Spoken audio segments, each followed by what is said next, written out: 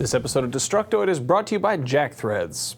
Coming up on Destructoid, Assassin's Creed gets a new trailer and a collector's edition. Grand Theft Auto 5 might make an appearance at Gamescom, and Sony just bought cloud gaming service Gaikai?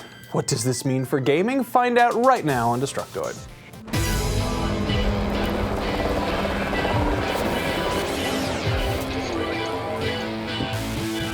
Welcome to Destructoid. I'm Tara Long. And I'm Max Scoville. Happy Monday, Max. Happy Canada Day. It's not Canada Day. That was yesterday. Matter. They had a holiday today. Happy belated Canada Day. We know a lot of you guys watch our show, and we appreciate that, and we always feel bad when we can't send you things in our US-only contest. So I hope you're enjoying your holiday today. What do you even do on Canada Day? Let us know in the comments. I'm genuinely curious. Please let us know what you did with your Canada Day, yes. Canadians.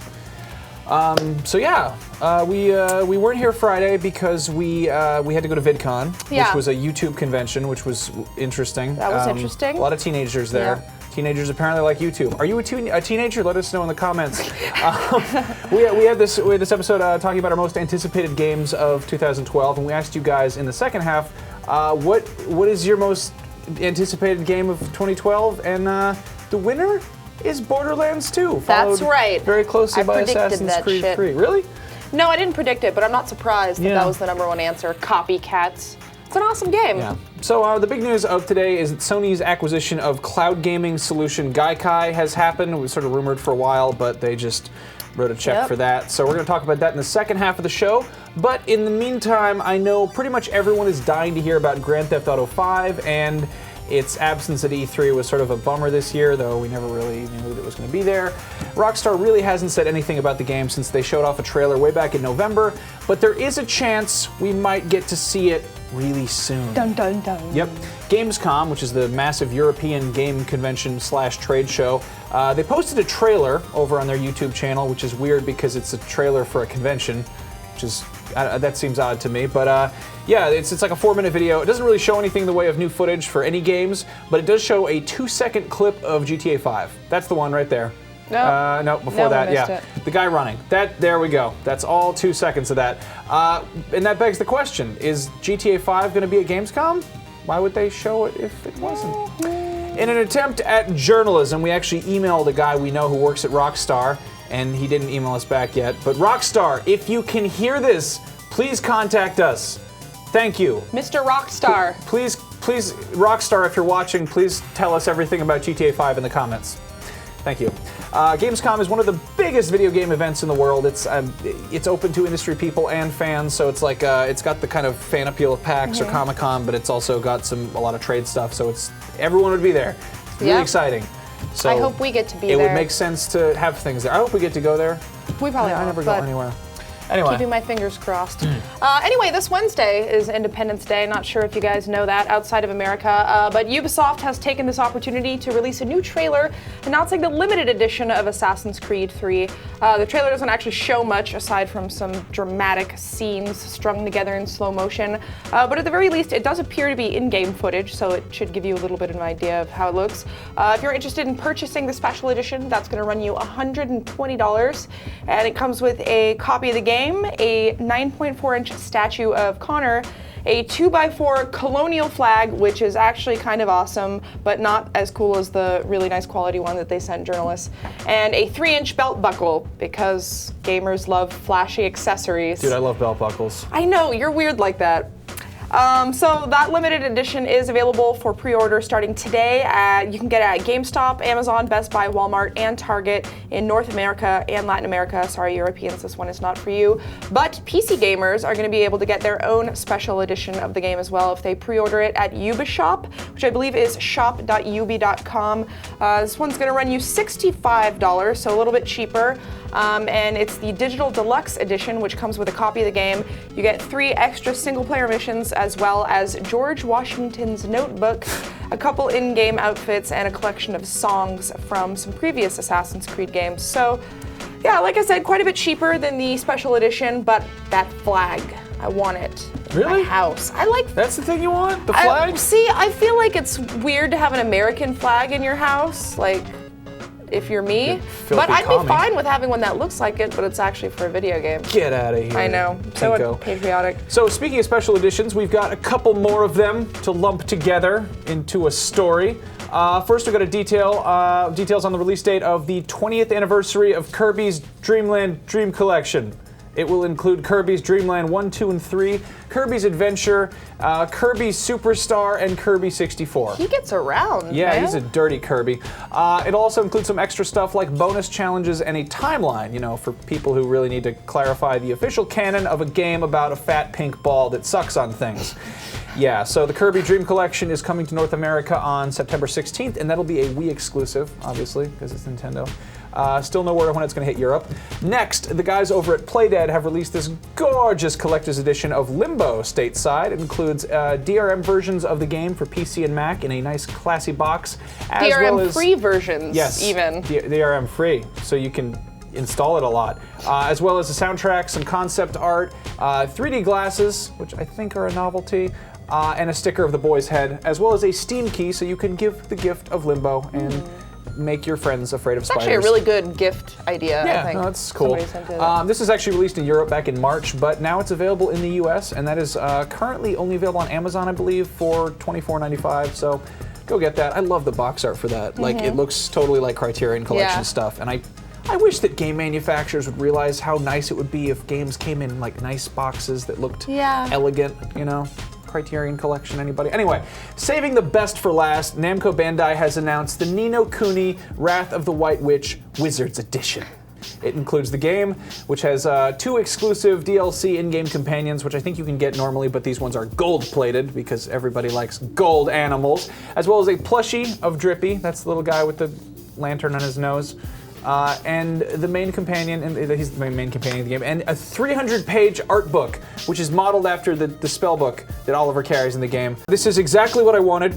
I asked about it during my E3 interview, and I didn't get a straight answer, but I normally don't care about collector's editions, but I want this one so badly because it's got a Studio Ghibli art book, 300 pages. Anyway, it's going to be $100, and it will be available exclusively in all regions through Club Namco Bandai's website, so not at stores, the website for Club Namco Bandai. That is coming out stateside on January 22nd and the 25th in Europe, and that again is PS3 exclusive. So, That's very exciting. weeaboo, weeaboo, weeaboo. I'm not usually one for collector's editions either, but that looks really adorable. Stuffed animals. So, stuffed animals, yes, indeed. I'm a fan of those. Spelunky is a word that you guys might have seen a lot on Twitter this morning. This is a remake of the old 2008 PC game Spelunky by indie developer Derek Yu, and it's coming out on XBLA this Wednesday. A lot of people are talking about this. Destructoid's Jordan DeVore reviewed the game and gave it very high marks. I also played it for a few minutes before the show today, and I thought it was really charming. If you're not familiar with the original, it's a pretty straightforward platformer. You play as a spelunker, and you navigate through a series of randomly generated caves with the basic goal of collecting treasure and saving damsels in distress. Always so many of them. Of course, there's a smattering of deadly obstacles in your way, so you'll encounter things like snakes and bats and traps and spikes and Indiana Jones-style boulders. It gets like a lot weirder the more you play the game, and there's also permadeath, so when you die, it actually just forces you to start all over again. Now, it's worth mentioning that this is not a straight port of the PC version. Obviously, that one's a few years old, and there have been some additions made to it that I think justify its price tag. There's a new soundtrack and art style for one. There's also 3-player local co-op now, which you couldn't do before, but the catch here is that instead of dying, you become a little ghost who flies around, and then you push enemies and objects around with tiny blasts of air, and it's really cute. And then on top of that, there's also an offline deathmatch mode as well, which you'll be lucky to survive more than 10 seconds in. You play that with 3 other people, or AI bots if you prefer, and you're basically all put in a room together filled with all these hazards, and the goal is to just survive. I think my record was like 8 seconds or something. It's kind of like a more fast-paced version of the old Bomberman games, if that comparison does anything for you. Anyway, I enjoyed it, and I plan on picking up this week. Jordan gave it a 9.5 out of 10 and said it was incredibly satisfying and well-designed. You can read his full review over on Destructoid.com, and you can find the game on XBLA this Wednesday for $15. That is going to be 1,200 Microsoft points. If you're still not sure, you can actually download a demo on Xbox, or you can check out the PC version, which is totally free and playable right now. The website for that is spelunkyworld.com. I want to play that. I know. I saw so many people talking about it on Twitter this morning. I hadn't heard about it until like recently. Yeah. I bought a second Xbox controller just this afternoon because I want to play with my girlfriend. You only had one before? Yeah. That's sad. Yeah. Get more friends Yeah, and more controllers. All right. Why don't you take word from our sponsor? Let's do that. Guys, everyone has to wear clothes, so why not wear them in style? If you're a fan of alternative apparel brands, stuff like Kid Robot, Stussy, Hurley, but you hate wasting all your cash on them, listen up. You can score these premium brands at up to 80% off every day with Jack Threads. There's a new invite-only shopping club just for guys, serving up street, skate, and surfwear brands at prices that will melt your brain hole. Now, typically there is a wait list to join, but if you head over to jackthreads.com/destruct, we can get you instant access right now, and you'll be supporting the show in the process. So again, that is jackthreads.com/destruct for clothes like those ones. So I got this jacket. Pretty flashy jacket, I gotta say. Pretty fly. Anyway, before we finish up this Monday with our last story, why don't you guys subscribe to our channel? We deliver a video game news 3 times a week. It's Monday, Wednesday, Friday, as well as the occasional interview and review. So just click the little subscribe button or annotation wherever they put that over there usually. I know it's there. So just do that, and they'll let us eat tonight. They give us 1 saltine cracker for every new subscriber we get. Please help us. We ask for more, they punch us. I'm very cold and weak right now. Anyway, back to the news. Probably the biggest story today is the official announcement of Sony's much-rumored acquisition of cloud-based streaming startup Gaikai, which is Japanese for like big ocean or something. A lot of us were speculating this would be announced at E3, but now it's real. It happened. Gaikai's been acquired by Sony Computer Entertainment to the tune of around $380 million. That's quite a bit of money. Yeah. Gaikai's relatively new. They were founded in 2008, and their platform allows for PC and console games to be streamed from inside a browser, similar to OnLive, but you don't need to download any third-party software. They've gotten some pretty big-name partners like EA and Capcom and Ubisoft, YouTube. Just last week, they showed off Bulletstorm running on Google's Chromebox. So what does this mean for Sony? What does it mean for Sony? That is a good question. Well, they've already admitted that this is part of their plan to develop some kind of cloud-based gaming service. We don't know if this is going to be incorporated into the PS4, which I would assume it is. I don't think there's really any chance that the PS4 or whatever next-gen hardware they're planning will be like solely cloud-based. But they're definitely going to have some functionality in there.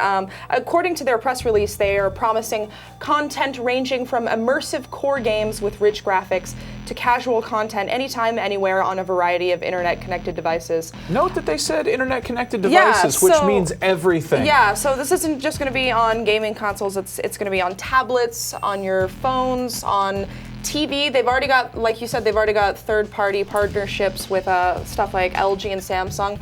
I would venture to guess that that partnership will probably dissolve soon, and they might just be developing stuff for Sony TVs, but you never know. But yeah, I think, this whole move towards a cloud-based future, whatever, it's kind of becoming more real. And I know Sony has been, I think the last quarter they reported like record losses on all of their hardware and stuff. So they really need to kind of get with the program here. Yeah. They could make, theoretically, how they sort of tried out the the Xperia Play thing, and it kind of looked like the Sony home screen, whatever. And it's like you're like, oh, you can play some PlayStation classics on there. It's not really. Yeah. This could kind of maybe just. If the PlayStation 4, for instance, isn't backwards compatible with previous gen stuff, this would be a pretty easy way to combat that. That would be a perfect way to do that. There have been rumors about that. It's interesting thinking about what this means for Microsoft, because there have kind of been some slight murmurs before of them possibly acquiring OnLive, which is, like you said, kind of a competitor to Gaikai. I mean, it's interesting. I checked out OnLive a while ago, and it's one of those things that it's sort of hard to wrap your head around it. Like, it's like the first time watching a video online, you're like, I didn't download this, but it's playing here. I'm old, I'm sorry. But this, it's got, you're playing a game that most computers, most anything can run video now, and that's all it is. It's pretty much just video that you're controlling over the internet, as opposed to actually having your computer doing the hardware stuff. So it's like, There's definitely, it's not perfect yet, you know? There's definitely a lot more work to be done, and a lot of it just kind of hinges on the technology related to internet streaming, and it's got nothing to do with like the hardware. But it is an interesting problem to tackle, and I think in the next year or so, definitely before the PS4 launches, they'll kind of reach a point where that sort of thing might be becoming popular, or more popular, or at least better quality when it does happen. Well, so maybe they won't. I don't know. Let us know in the comments down below what you guys think this means for Sony, or what you think is going to happen with Microsoft. Maybe it means they nothing. gotta jump on things. Might now. be nothing. Might be nothing. Might just be the wind. Who knows? Who knows? But that's all the time we have for today.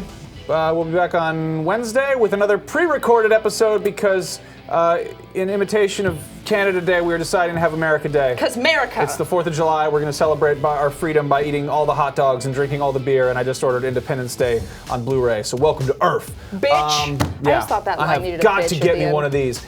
Anyway, we'll be back on Friday with one of our lovely, wonderful live shows. That happens at 3:30 p.m. Pacific time right here on youtube.com/dtoid. Yes, and you can, of course, keep track of the show on Facebook and Twitter. That is facebook.com/dtoid show. I don't think we've plugged that one in a while. And we're on Twitter at dtoid show. You can follow me personally at TerraLongest, and he is Max Scoville. We'll see you guys back here on Wednesday, and live shows on Friday. So make sure you're tuned in for that.